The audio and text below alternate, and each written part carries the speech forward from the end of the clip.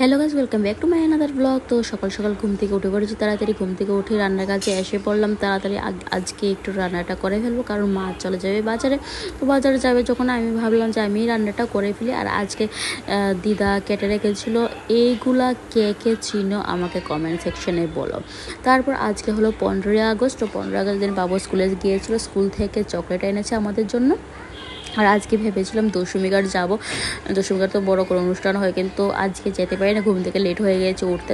তার জন্য তাড়াতাড়ি করে সব কাজকর্ম সেরে পুজোটা সেরে নিয়েছি আজকে, কারণ একটু বাজারে যাব।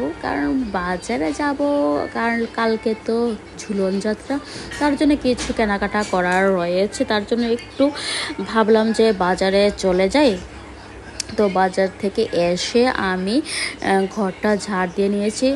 যে নতুন ঘরে আমরা ঝুলন যাত্রার অনুষ্ঠানটা করব, সেই ঘরটাকে ভাবলাম যে তাড়াতাড়ি করে এমনি তো পরিষ্কার করে যত তাড়াতাড়ি কাজগুলো সেরে নিতে পারি তত তাড়াতাড়ি আমারই ভালো, কারণ কাল তো সকাল সকাল ঘুম থেকে উঠে আমারই সব কিছু করতে হবে। তার জন্য ভাবলাম যে আজকে যাবতীয় যা যা করার সব কিছু আজকে রেডি করে নিয়ে নিই। আমি ভেবেছিলাম যে অন্য প্রসাদ টসাদ দেবো, কিন্তু আমার ফ্রেন্ড বললো যে কালকে তো একাদশী, তুই কীভাবে অন্যটা দিবি। তো আমি ভাবলাম যে অন্য কিছু দেব না, ফল টলও কিছু আনা হয়নি, কী দিয়ে দেব, এটাই ভাবতে ভাবতে দিন চলে গেল। তো বাজার থেকে এসে সব কিছু জানতে পারলাম। তো তার জন্য বাজার থেকে তেমন কিছু কেনাকাটা হয়নি। গাছে কামরাঙ্গা ছিল, মা কলা এনেছিল, তারপর শসা আর আপেল দিয়ে আমি পুজোটা সেরে। আর এটা কিন্তু 1 টাকার চিনি, আমাদের গ্রোসারি আনা হয় বেশি পরিমাণ, তার জন্য গ্রোসারি থেকে এটা মানে গিফট পেয়েছি বলতে গেলে।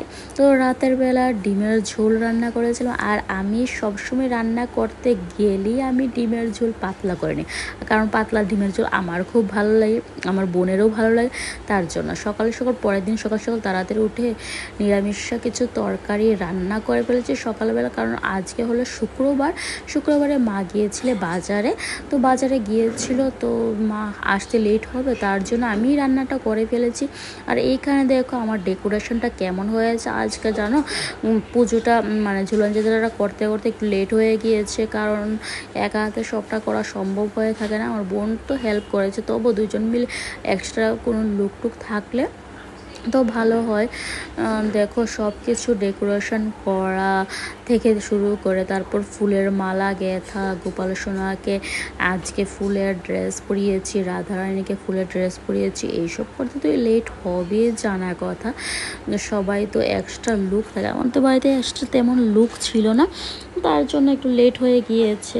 তবু যাই হোক, আজকে তো ঝুলন যাত্রা প্রথমেই আমি বলেছিলাম সকাল সকাল উঠতে পারিনি, আরও লেট হয়ে গিয়েছিল, ঘুম থেকে উঠেছে আজকে দেরিতে, তার জন্য সব কিছু লেট। আর এইখানে দেখো আমার রাধারানী আর গোপাল সোনাকে কতটা সুন্দর লাগছে। তোমরা কিন্তু কমেন্ট সেকশনে অবশ্যই বলে যে রাধারানী আর গোপাল সোনাকে কেমন লাগছে, অবশ্যই কমেন্ট সেকশনে বলো। আর বিকেলবেলায় এসেছিল মামি আর ভাই, মানে আমার একটা ছোটো বোন এসেছিলো। আর ভাইয়ের কি দুষ্টুমি, মানে বিশ্বাসযোগ্য না। এতটা বানর, মানে গাছ বানর থেকেও বেশি বানর। তবু ও আসলে ভালোই লাগে, দুষ্টু মিষ্টি করে, জমজমাট থাকে বাড়িটা। দেখো সন্ধ্যা হয়ে গিয়েছে, সন্ধ্যা পুজোটা আমি দিয়ে কমপ্লিট করে নিয়েছি। আর ঘরে যেন